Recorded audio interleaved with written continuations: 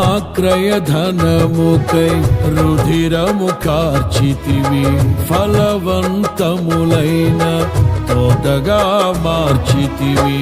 ఫలితము కొరకైన శోధన కలిగినను ప్రతిఫలముగా నాకు ఘనతను నియమించి, ఆశ్చర్యకరమైన ఆదరణ కలిగిల్చి, అన్ని వేళలయందు ఆశ్రయమైనావు. ఎంతగా కీర్తించినా నీ రుణమే నే తీర్చగలనా?